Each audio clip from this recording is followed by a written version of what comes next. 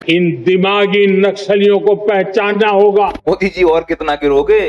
यही होता है जब विकास होर्डिंग पर हो, जमीन पर कोई काम ना हो, तब नेता बकलोली करना शुरू कर देता है। Oh my God. बताओ, प्रधानमंत्री भारत का लाल किले की प्राचीर से अपने 12 साल के काम नहीं गिना रहा, क्या बात कर रहे हैं? लौट के भारत की जनता को दिमागी नक्सली बोल रहा है। साले मोदी जी, ये बोलने से पहले दिमाग क्यों नहीं लगाया तुमने? तो मैं कोई पढ़ा लिखा व्यक्ति नहीं। तुम अनपढ़ हो तो तुम्हें दिमाग वाले लोगों से इतनी जलन क्यों? क्यों बे क्यों क्यों क्यों कि तुमने दिमागी नक्सली शब्द का प्रयोग कर दिया है। मुझे तो लग रहा है कि या तो तुम 60 साल के ऊपर होकर सठिया गए हो, या फिर नजर लग गई है तुमको। टेंशन बहुत है ना। सच बताऊं, जब से इन 3 नंगों को बीजेपी में शामिल किया है ना, तब से मोदी जी अंड संड बोलना शुरू कर दिए। लवणे न भोजन। ये क्या अरे भाई, मेरी बात अगर इतनी बुरी लग रही है तो मोदी जी तुम बताओ, 140 करोड़ लोगों को तुमने दिमागी नक्सली क्यों कहा? मेरे परिवार में 140 करोड़ लोग हैं। तुम अपने ही परिवार के लोगों को दिमागी नक्सली कह रहे हो। वो 140 करोड़ लोग अगर तुम्हारा परिवार है तो तुम उसके मुखिया हुए, इसका मतलब दिमागी नक्सली के तुम मुखिया हो गए।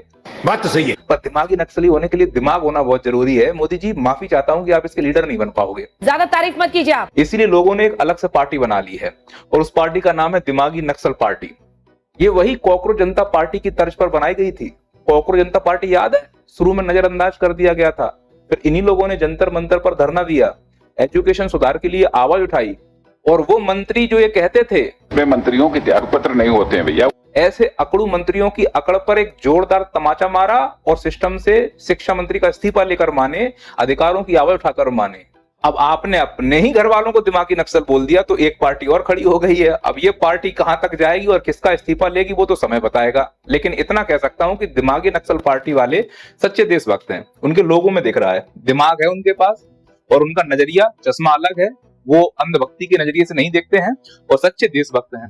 भाई, अगर छाती पे तिरंगा लगाना देशभक्ति है, हाथ में तिरंगा पकड़ना देशभक्ति है, तो मुंह में तिरंगा बांध लेना ये तो और बड़ी देशभक्ति है। इसका मतलब दिमागी नक्सल पार्टी एक देशभक्त पार्टी है। अब इससे पहले कि आप इस देशभक्त पार्टी के मेंबर बने, 6 लाख से ज्यादा मेंबर हो चुके हैं, आपको मालूम होना चाहिए कि आप दिमागी नक्सल हो या नहीं।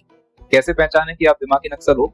पहली पहचान कि आप पढ़े लिखे हैं, दूसरा अपने देश से प्यार करते हैं, तीसरा अगर सरकार गलत करती है तो आप उसकी आलोचना करते हैं, चौथा पार्षद से लेकर मंत्री तक कोई भी मिले, अगर वो काम नहीं कर रहा है तो आप उससे सवाल पूछते हैं। अगर आप ये सब काम करते हैं तो आप दिमागी नक्सल हो। कौन नहीं है दिमागी नक्सल? वो जो चाटुकारिता करते हैं, किसी मंत्री विधायक के अपने क्षेत्र में आने पर उनके चरण बंधन में लग जाते हैं और गलत होने पर भी चुप रह जाते हैं।